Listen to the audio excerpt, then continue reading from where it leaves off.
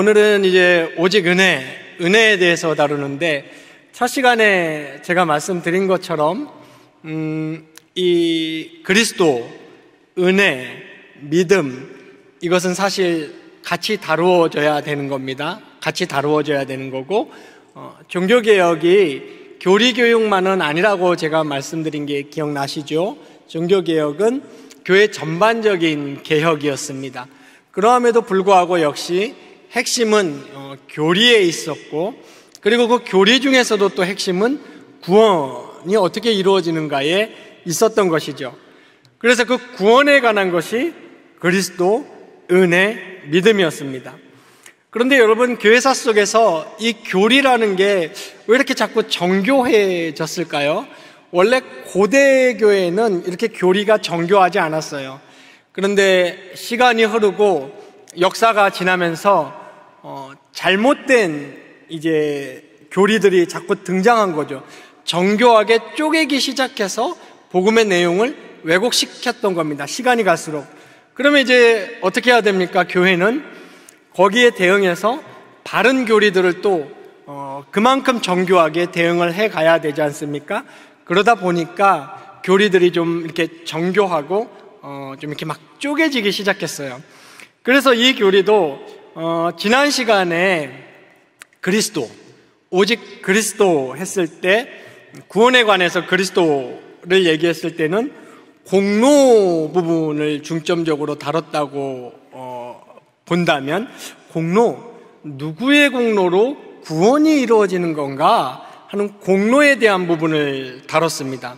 그래서 죄가 사해졌는데 그건 누구 덕이야? 누구 공로야? 요거 얘기했고, 또 우리가 의롭게 되었다는데 그거는 누구 공로야? 누구 덕이야? 했을 때 오직 그리스도의 덕, 그리스도의 공로라고 얘기를 했습니다. 그리고 다음 시간에 다룰 믿음은 그렇다면 그 그리스도의 덕, 공로, 그리고 오늘 다룰 하나님의 은혜가 어떻게 우리의 것이 되지 했을 때 우리 편에서 그 도구가 믿음이라고 다음 시간에 다룰 것입니다. 그렇다면 오늘 오직 은혜 했을 때 이 은혜는 어디에 중점을 두고 있냐면 구원이라는 것, 그리고 그 구원받은 사람의 삶이라는 것에 관한 의지에 관한 것입니다. 의지.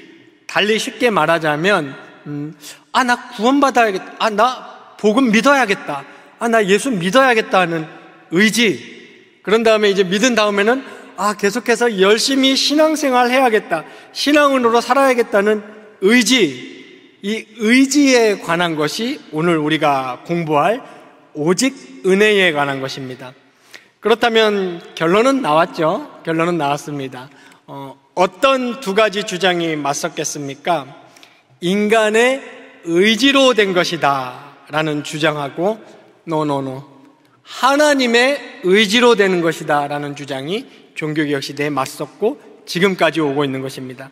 그래서 이 하나님의 의지, 그리고 하나님 의지의 특히 이 하나님 의지의 실현, 이것을 우리는 뭐라고 표현하냐면 은혜라고 표현을 하는 겁니다. 성경에 보면 카리스라는 단어가 나오고 우리말로 은혜라고 번역을 했습니다. 그러니까 오직 은혜라는 말은 우리가 구원을 받는 데 있어서 구원 받고 싶다, 복음 믿어야지, 난 예수 믿어야지 하는 그 의지는 하나님 의지의 실현이고, 우리가 또 구원을 받은 다음에 구원인으로 살아가는, 우리가 오늘 예배 참석해야지, 나 봉사해야지, 죄 짓지 말아야지, 말씀대로 살아야지 하는 그 의지도 하나님 의지의 실현이다라는, 즉 하나님의 은혜다라는 것이 맞서는 두 주장이었습니다. 성경을 들여다보면 어떤 말 하겠습니까? 네, 하나님의 은혜. 그런데 이것도 지난 시간하고 똑같습니다. 그때 종교개혁이 일어났던 시대에 로마 카톨릭, 그때 이제 왜곡된 교회도 하나님의 은혜를 말했죠. 당연히 말했습니다. 그러나 지난 시간하고 원리가 똑같아요. 인간의 공로 얘기했을 때 하나님의 은혜를 말했지만, 다른 말로 하면 하나님의 의지도 말하면서 동시에 무엇도 있어야 된다고 말한 겁니까? 인간의 자율적인 의지도 함께 협력한다라고 얘기를 했던 겁니다. 여기에 이제 개혁자들은 아니다, 오직 하나님의 은혜만이 거기에 작용한다라고 했습니다. 기본적으로 그때 로마 카톨릭이 주장하고 있었던, 주창하고 있었던 이야기는 인간의 원죄를 믿지 않았어요. 인간이 죄로 물들었다라는 것은 믿었지만 전적으로 부패했다라는 걸 믿지 않았고, 또 성경이 말하는, 지난 시간에 전가 기억나시죠? 네, 아담의 원죄가 후손에게 전가된다는, 그것이 과학적으로 뭐가 어떻게 되는지는 성경은 말 안 해요. 제가 자주 얘기하지만 그게 유전자 속에 있는 것인지 아니면 뭐 형질 속에 있는 것인지는 모르지만 거기까지는 하나님이 열지 않으셨죠. 근데 하나님은 어디까지 열어서 알려주셨습니까?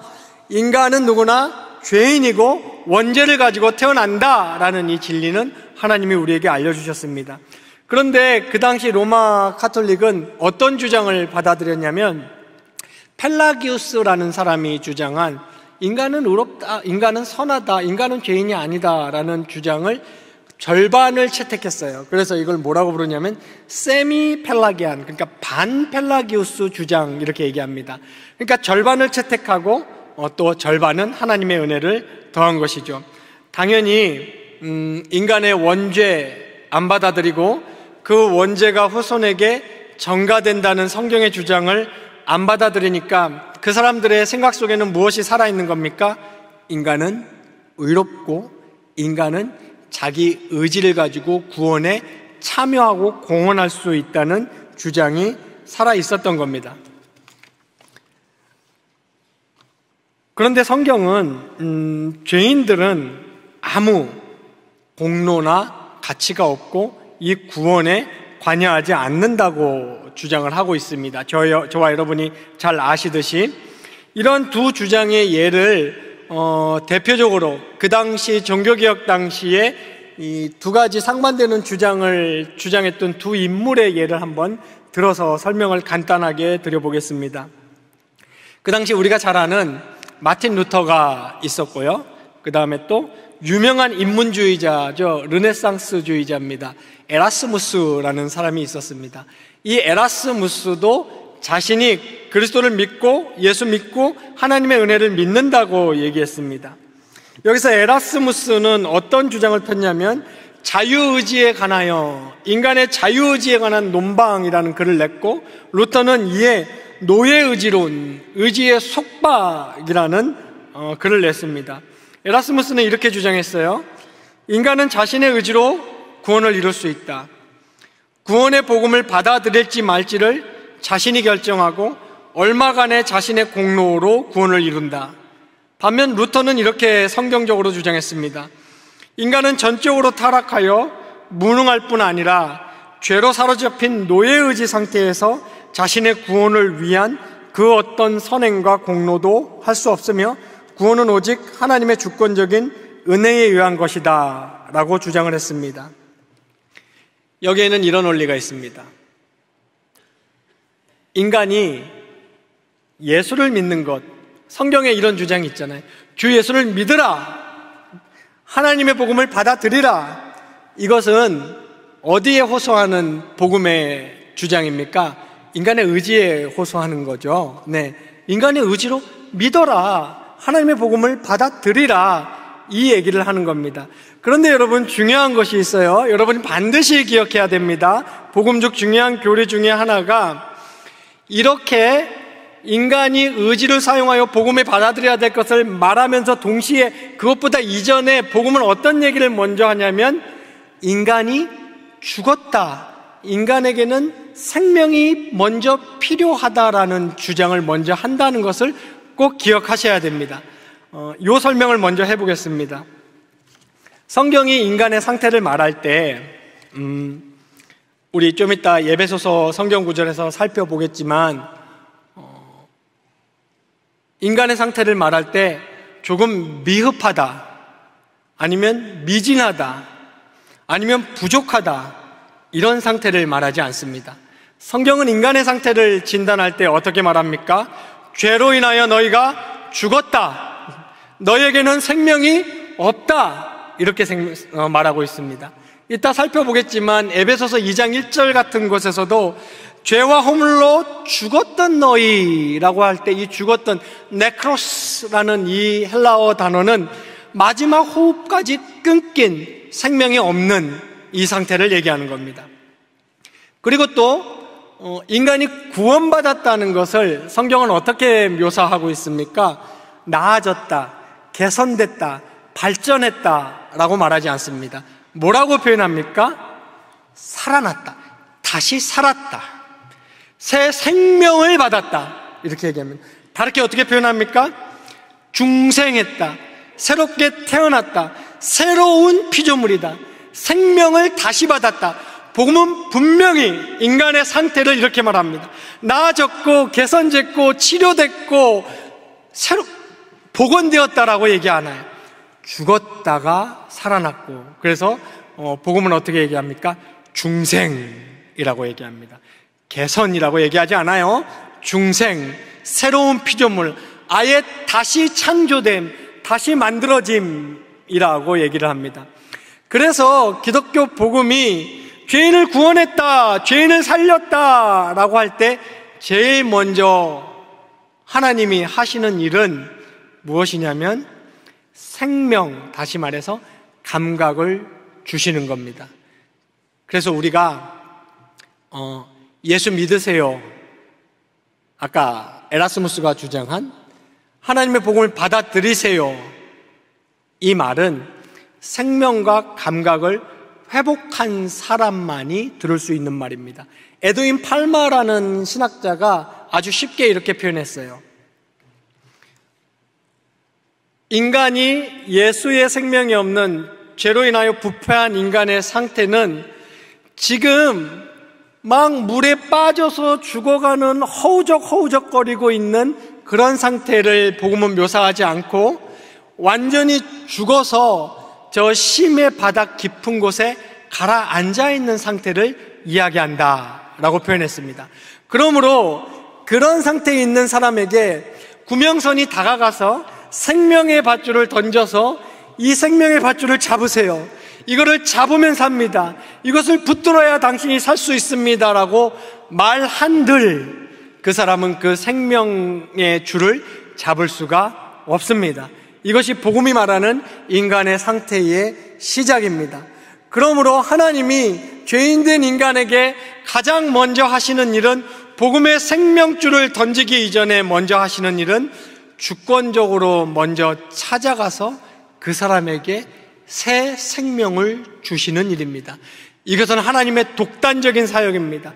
죄로 인하여 완전히 죽어있는 인간과 협력하는 게 아니에요. 하나님이 독단적으로 가서 그 사람에게 생명을 주시고 중생을 시키시고 살리시는 일이 먼저 일어나는 것입니다. 그런 후에 그 사람에게 복음을 받아들이라 라고 말했을 때 그 사람은 복음을 받아들입니다. 왜냐하면 복음을 들을 감각이 생겼기 때문입니다. 생명이 생겼기 때문입니다. 청각이 되살아났고 복음을 볼 줄 아는 시각과 감각이 살아났기 때문에 그 사람은 그것을 들을 수 있는 것이죠. 그래서 하나님의 은혜라고 했을 때 의지에 관한 것이라고 말씀드렸죠.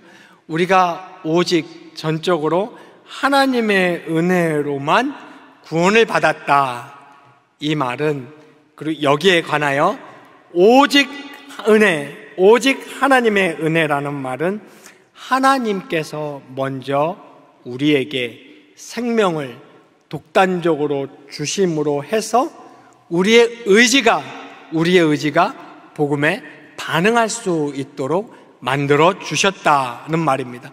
그런 차원에서 성경은 인간이 복음에 절대 반응하지 못한다고 말합니다. 아무리 복음을 전하고 외쳐도 겉으로는 비오스, 생물학적인 생명은 가지고 있을지 몰라도 쪼에, 진짜 영원히 사는 하나님을 볼 줄 아는 그 생명은 없다는 차원에서 죽었다, 죄로 죽은 너희라고 표현합니다. 그렇기 때문에 성경은 단적으로 말하기를 그런 사람은 복음을 들어도 반응하지 못합니다.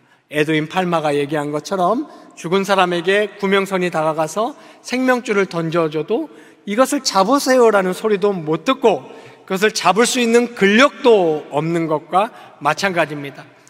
이런 차원에서 우리가 예수를 믿었다는 의지를 발휘하고 복음을 들어야지, 나 교회에 나가봐야지, 나 복음 한번 들어봐야지 하는 이 의지를 발현할 수 있는 동인, 제가 서두에 말씀드렸죠.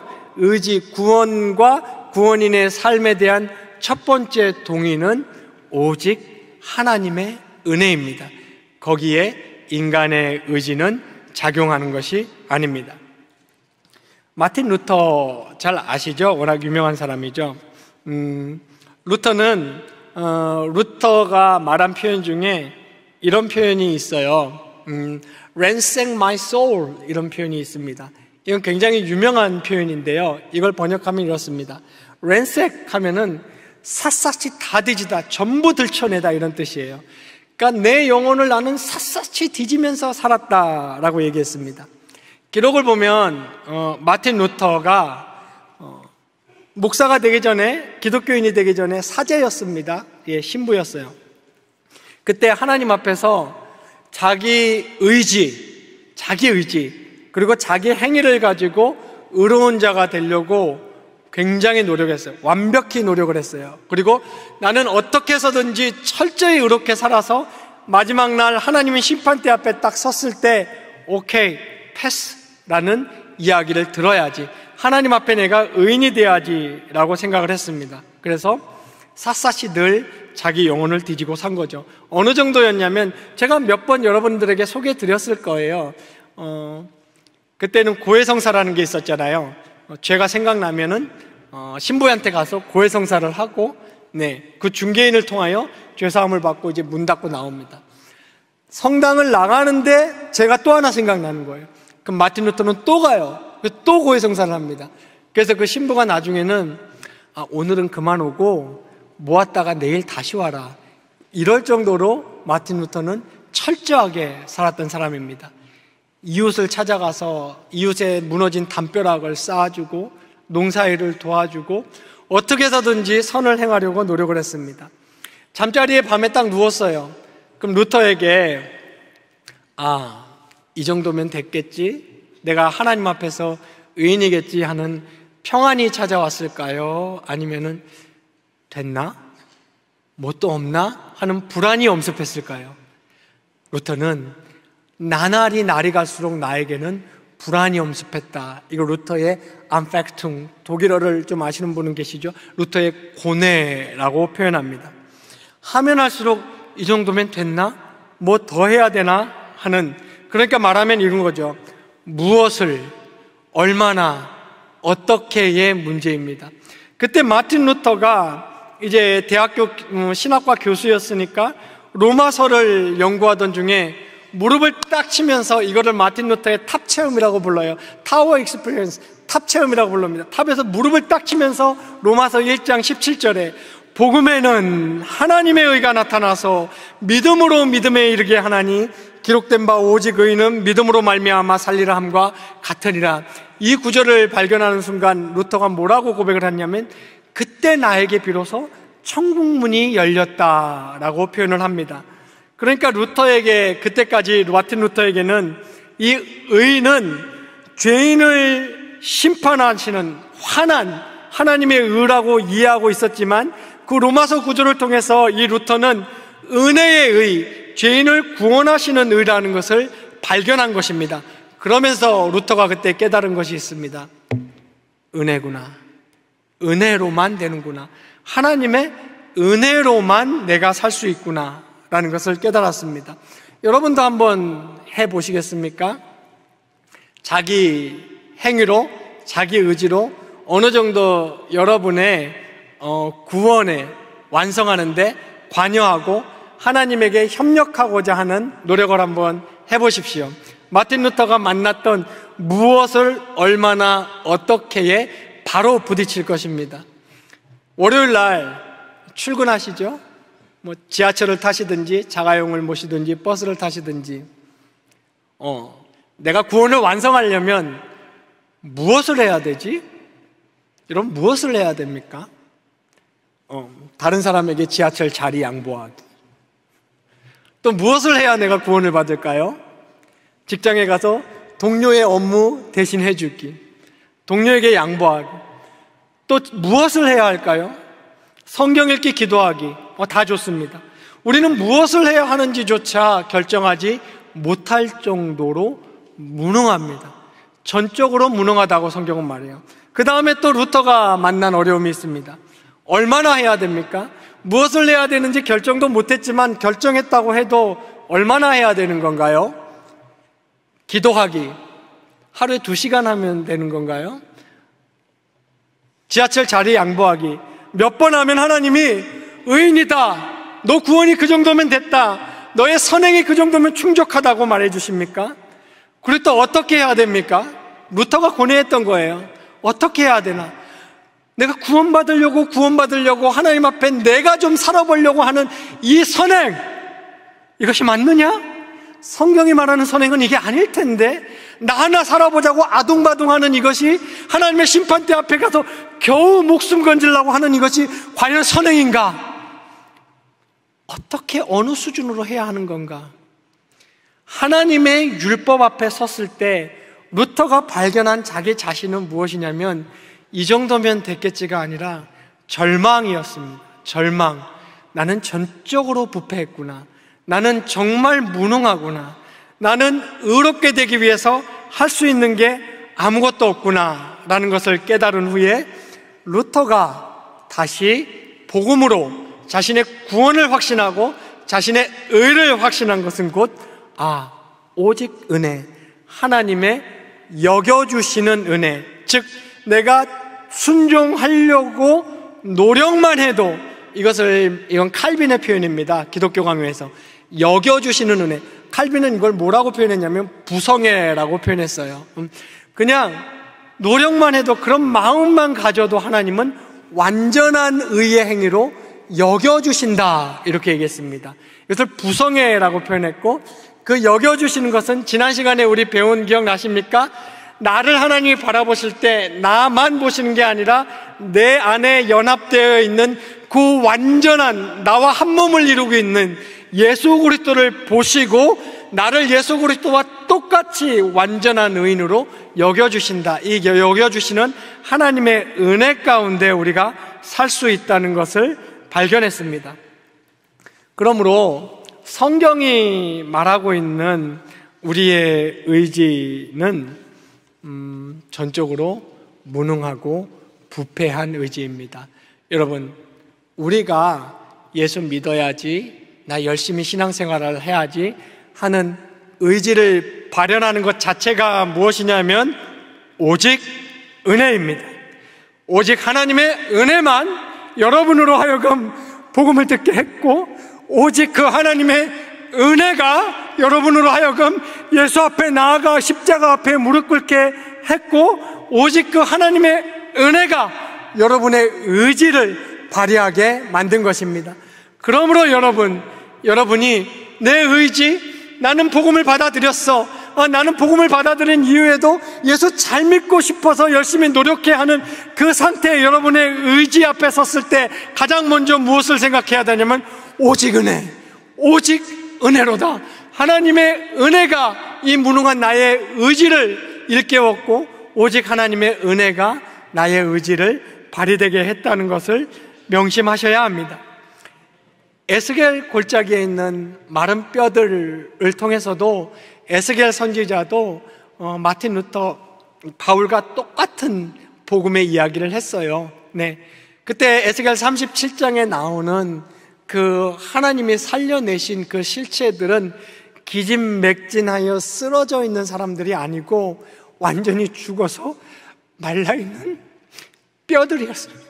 마른 뼈. 뭐라고 표현했냐면 생기가 없다, 죽었다라고 표현했습니다.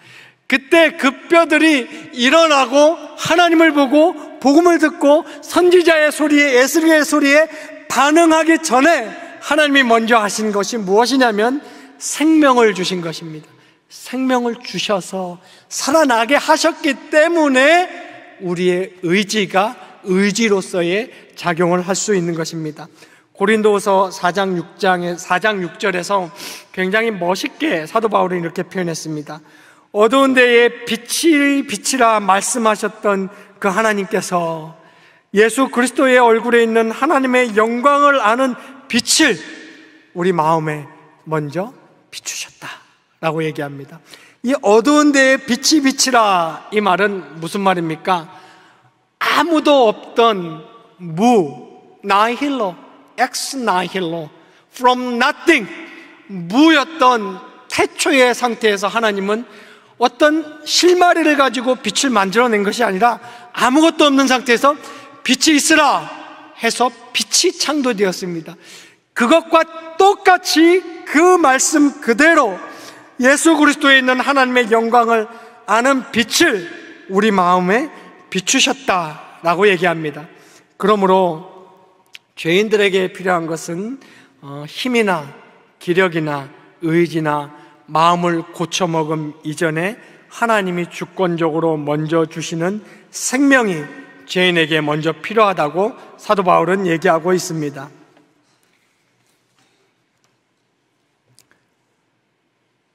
에베소서 9절을 통해서 오늘 저와 여러분하고 9절 몇 개를 좀 이렇게 주회를 하면서 살펴보려고 했는데 시간이 너무 많이 가서 생략하도록 하겠습니다. 대신에 제가 여러분에게 숙제를 좀 내드리도록 하겠습니다. 오늘 집에 꼭 돌아가셔서 이번 주간에 에베소서 1장과 2장을 반복해서 꼭 이번 한 주간 읽으시기 바랍니다. 거기에 제가 지금까지 설명드렸던 그런 내용들이 잘 담겨져 있습니다. 즉 성부, 성자, 성령, 오직 하나님 은혜의 독단적인 사역, 거기에 보면은 태초에 너희를 선택하사 그 기쁘신 뜻대로 성부가 선택하시고 그 선택의 뜻이 이루어지도록 성자가 오셔서 십자가와 부활로 죄사함 그리고 의를 다 이루어 주시고 이 성부의 계획과 성자의 실행이 진짜 우리의 것이 되도록 또 성령이 오셔서 우리 마음에 역사하셔서 그것이 우리의 실존에 적용되도록 오직 우리의 구원은 성부와 성자와 성령의 그 열심 있는 오직 은혜로 이루어진 것임을 에베소서 1장과 2절이 잘 말해주고 있습니다. 꼭 읽어보시고 오늘 제가 여러분들과 함께 마지막으로 나누고 싶은 결론은 이것입니다. 오늘 우리가 이 살펴본 오직 은혜, 오직 하나님의 은혜는 우리가 지금 살펴본 것처럼 우리를 살려내시는 데만 작용하고 끝나는 것이 아니라 우리는 바로 그 구원의 은혜를 딛고 그 은혜 위에서 남은 여생을 살아가야 한다는 것을 성경은 계속해서 말합니다. 이때도 성경이 말하는 것이 무엇입니까? 오직 은혜, 하나님의 은혜로 우리 삶도 살아가는 것입니다. 제가 서두에 말씀드렸죠. 이 오직 은혜에 관한 것은 우리의 의지에 관한 것인데 이 의지의 동력, 동인이 약간 어려운 말인데 다 무슨 말인지는 아실 겁니다.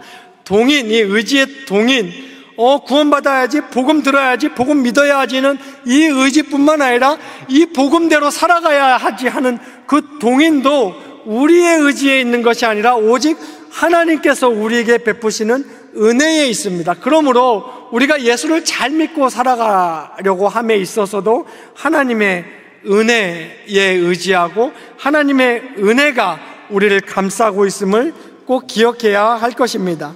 여러분, 그렇기 때문에 이런 생각은 좀 기특하고 좋은 생각이긴 합니다. 내가 이렇게 하나님의 큰 은혜를 받았으니 어떻게 해서든지 이 은혜에 보답해야지. 좋은 생각이에요. 그런 생각은 하나님이 되게 기특하게 보실 것이 틀림없습니다. 근데 여러분, 정말 성경을 곰곰이 들여다보시면은 정말 어떻게 해서든지 하나님의 은혜에 보답하는 진짜 길이 무엇인지 아십니까? 그 은혜가 진짜 은혜 되게 하는 것, 그 은혜에 내가 진짜 보답하는 길은 계속해서 그 은혜에 의지하는 것입니다. 내가 하나님, 나는 은혜가 없으면 안 돼요. 나에게 앞으로도 계속 은혜를 주세요. 나는 부족한 사람이에요. 나는 의지가 빈약한 사람입니다. 나는 아침에 새벽 예배에 결심하고 예배당을 나가도 오늘 또 죄를 짓고 많은 사람이에요. 그러나 하나님, 당신의 은혜가 있으면 나는 괜찮습니다. 당신의 은혜가 나를 계속 감싸주시면 나는 괜찮아요. 그래서 그 은혜가 있다면 내가 오늘도 살아볼 수 있겠어요. 그 은혜가 있다면 내가 부족하지만 또 한 번 살아보겠습니다 라고 계속해서 은혜에 기대고 은혜가 필요하다고 고백하고 은혜를 호소하고 은혜에 토로하는 것이 정말 저와 여러분이 은혜를 은혜되게 하는 것이고 은혜에 보답하는 것입니다. 왜냐하면 우리는 여전히 그 은혜로 계속 살아가야만 하는 사람들이기 때문입니다. 그렇기 때문에 서신 13개 서신이 있는데 그때마다 사도 바울이 여러분 한번 보십시오. 보시면 성경을 많이 읽으셨으니까 아시겠죠? 저녁 예배 나오시는 분들은 성경을 얼마나 많이 읽으시겠습니까? 네. 저는 그렇게 믿고 있습니다. 네. 13개의 신약의 서신을 다 보시면 시작할 때 그리고 그 서신을 끝낼 때 사도 바울이 계속해서 하는 말이 뭡니까? 은혜가 너희에게 있을지어다.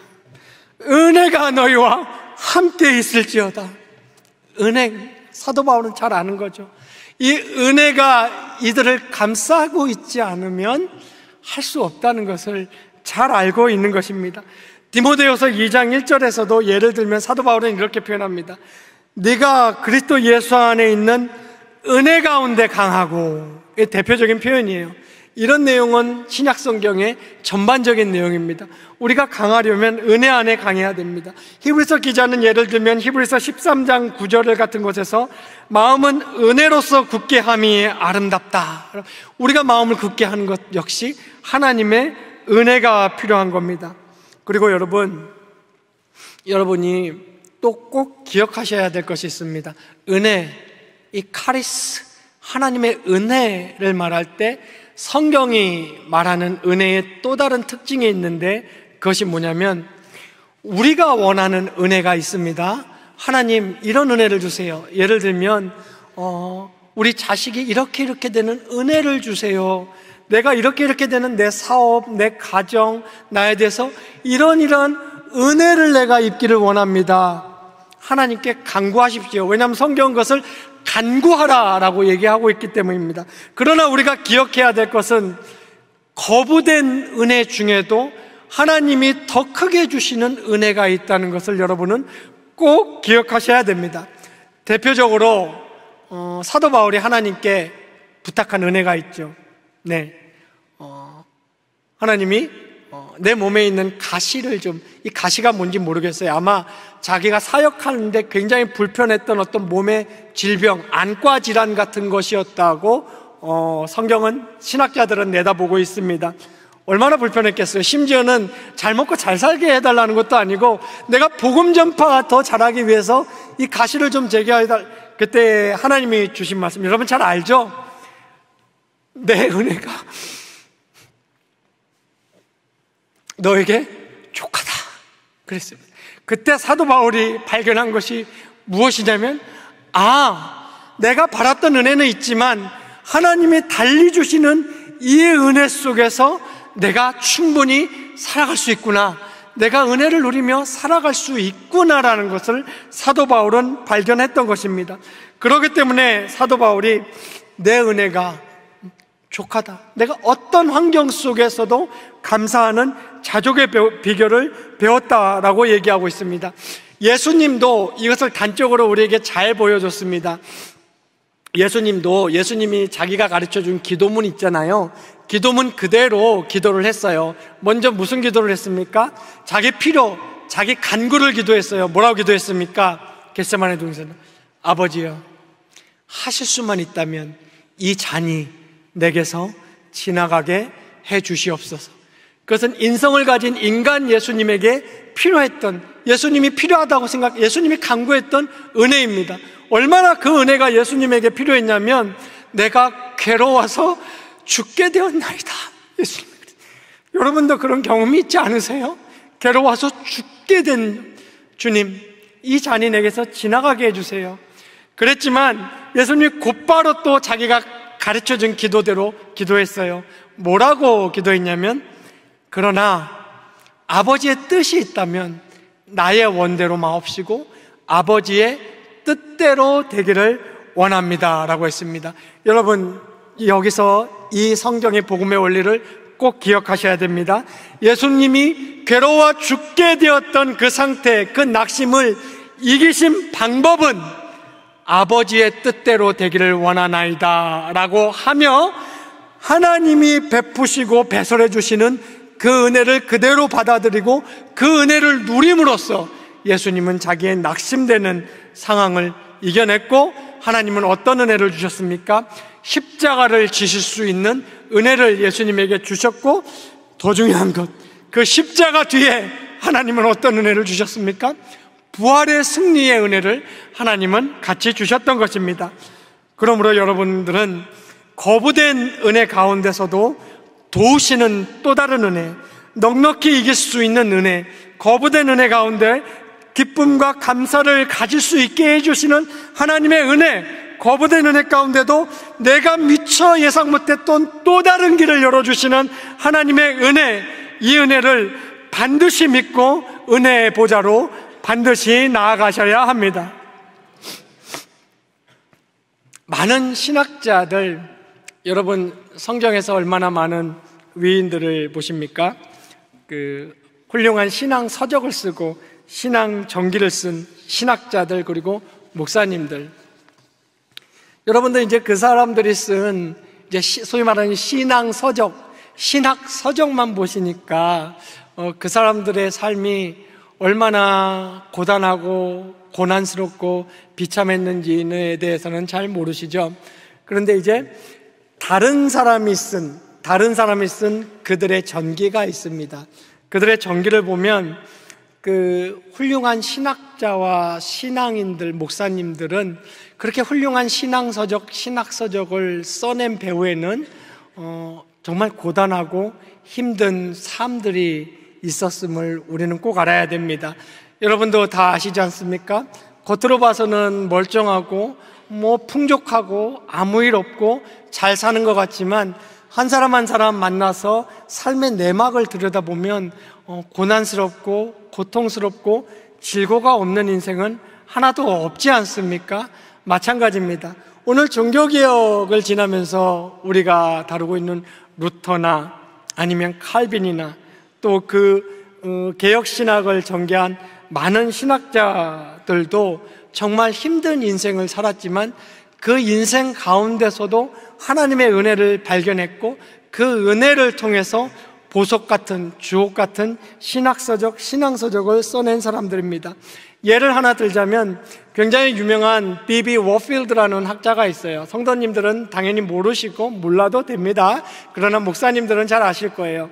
그 B.B. 워필드라는 학자는 이 사람의 신학을 배우지 않고서는 개혁신학을 했다고 할 수 없을 정도로 훌륭한 책을 써낸 사람, 개혁신학의 거장이고 대표적인 인물이죠.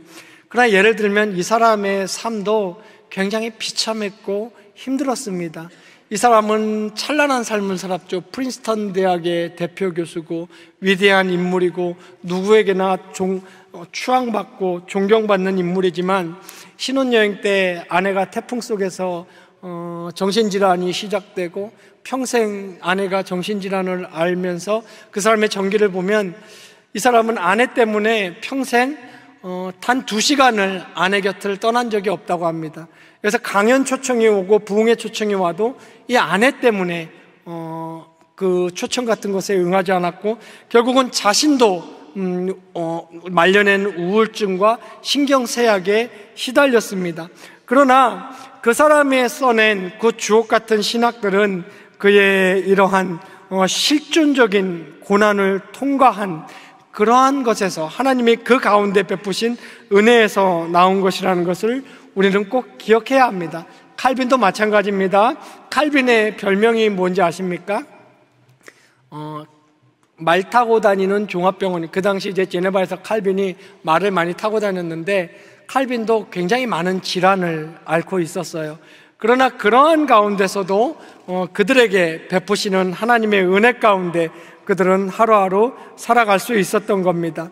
우리의 죄와 연약에도 불구하고 하나님은 우리를 여전히 사랑하시고 우리의 구원을 위해 은혜를 베푸신 하나님은 우리의 미래를 위해서도 앞으로 우리의 앞날의 삶을 위해서도 하나님은 은혜라는 것을 예비해 놓으시고 또 우리는 그 은혜 가운데서 살 수밖에 없는 사람들임을 알 수 있습니다. 저는 굉장히 실존이라는 단어를 굉장히 좋아합니다. 왜냐하면 제가 성경과 복음을 연구하고 공부하면서 깨달은 것이 있어요. 제가 나름대로 깨달은 것인데 그것은 이 복음이 굉장히 실존적이고 굉장히 현실적이구나라는 것을 저는 깨달았습니다. 이것은 불교나 다른 종교에서 말하는 이상향 같은 것이 복음이 아니구나, 굉장히 실존적이라는 것을 깨달았습니다.